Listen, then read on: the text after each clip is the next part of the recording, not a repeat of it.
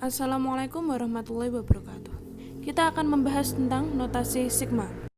Sebelum kita membahas notasi sigma, kalian harus mengingat kembali rumus-rumus barisan dan deret aritmatika dan geometri yang kalian pelajari pada saat kalian masih di jenjang SMP atau MTS.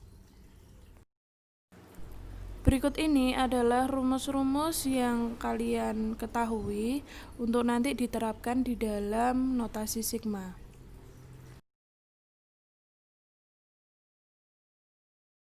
Apa sih yang dimaksud notasi sigma? Cara singkat atau pelambangan dalam menuliskan penjumlahan beruntun suku-suku barisan bilangan yang mempunyai pola tertentu. Menyatakan notasi sigma dalam bentuk deret. Contoh soal, diketahui sigma K batas bawah 1 batas atas 8, polanya rumusnya yaitu 2K. Itu kalau dijabarkan menjadi 2 kali 1 ditambah 2 kali 2 ditambah 2 kali 3 dan seterusnya sampai ditambah 2 kali 8. Jadi tadi diawali dengan batas bawah 1 dan diakhiri dengan batas atas 8. Contoh soal yang kedua, diketahui sigma D batas bawah 3 batas atas 6, polanya yaitu D kuadrat min 3D. Diawali dengan batas bawah 3, maka disubstitusi menjadi 3 kuadrat min 3 kali 3, dan seterusnya hingga diakhiri sampai batas atas 6, maka disubstitusi menjadi 6 kuadrat min 3 kali 6. Menyatakan bentuk deret dalam notasi sigma. Contoh soal yang pertama, diketahui bentuk deret 3 tambah 6 tambah 9 tambah dan seterusnya sampai 33. Bentuk deret tersebut adalah deret aritmatika dengan suku pertama A-nya sama dengan 3, B-nya sama dengan 3, sedangkan suku terakhir atau UN sama dengan 33. Langkah pertama yaitu dengan menentukan rumus suku ke N sebagai berikut. Langkah kedua yaitu menentukan batas atasnya, sehingga menghasilkan notasi sigmanya, sigma batas bawah 1 batas atas 11, polanya yaitu 3K. Contoh soal yang kedua, diketahui bentuk deret 4 tambah 2 tambah 1 tambah dan seterusnya sampai ditambah 1/16. Bentuk deret tersebut adalah deret geometri dengan suku pertama 4, rasionya setengah, sedangkan suku terakhirnya UN-nya sama dengan 1/16. Langkah pertama yaitu menentukan rumus suku ke N sebagai berikut. Langkah kedua yaitu menentukan batas atasnya, sehingga hasilnya adalah notasi sigma, sigma batas bawah 1 batas atas 7, rumusnya atau polanya yaitu 2 pangkat 3 min K. Sifat-sifat notasi sigma.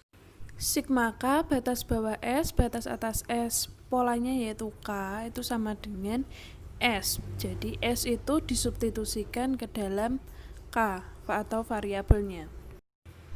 Contoh soal, sigma K batas bawah 16 batas atas 16 K itu sama dengan, perhatikan batas bawah dan batas atasnya sama yaitu 16, itu yang S tadi ya.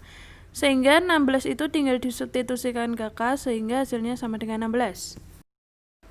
Sifat yang kedua, sigma K batas bawah M batas atas N C, hasilnya yaitu N min M plus 1 kali C. Contoh soal, sigma K batas bawah 2 batas atas 7, 5. M-nya diketahui 2, N-nya diketahui 7, sedangkan C-nya 5. Maka hasilnya N min M plus 1 kali C, 7 min 2 plus 1 kali 5. Sama dengan 30. Ingat ya, C itu adalah suatu konstanta, bukan variabel. Jadi nanti bentuknya adalah bilangan atau angka. Sifat yang ketiga, sigma K batas bawah 1 batas atas N C K. C sebagai konstanta dikeluarkan dari sigma, sehingga C kali sigma K batas bawah 1 batas atas N K. Contoh soal, sigma K batas bawah 1 batas atas 5, 3K. Maka 3 itu sebagai C kita keluarkan menjadi 3 kali sigma batas bawah 1 batas atas 5K. sehingga hasilnya menjadi 3 kali K itu tadi kita substitusi dari 1 sampai 5, sehingga 1 tambah 2 tambah 3 tambah 4 tambah 5. Sifat yang keempat sebagai berikut. Untuk memahami sifat ini, mari kita lihat pada contoh soal. Sigma K batas bawah 3 batas atas 6, polanya 2K plus 1, ubahlah notasi sigma berikut menjadi batas bawah 1. Jadi yang batas bawahnya 3 kita ubah menjadi 1. Caranya kita gunakan sifat yang ini. Jadi K batas bawah 3 supaya menjadi 1 maka harus dikurangi 2. Batas atasnya 6 juga harus dikurangi 2. Apabila batasnya dikurangi 2, maka variabelnya K itu harus ditambah 2. Maka menjadi 2 dalam kurung K-nya ditambah 2, lalu plus 1 sama dengan sigma batas bawah 1 batas atas 4 disederhanakan menjadi 2K plus 5. Sifat yang kelima sebagai berikut. Untuk memahami sifat ini, maka kita masuk ke contoh soal.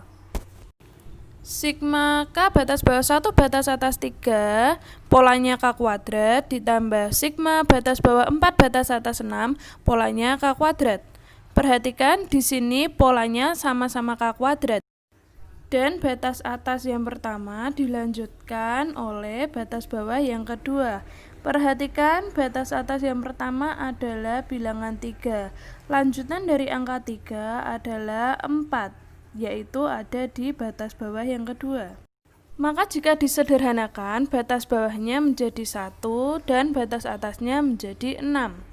Sehingga penyederhanaannya menjadi sigma batas bawah 1 batas atas 6, tadi polanya sama-sama dengan K kuadrat.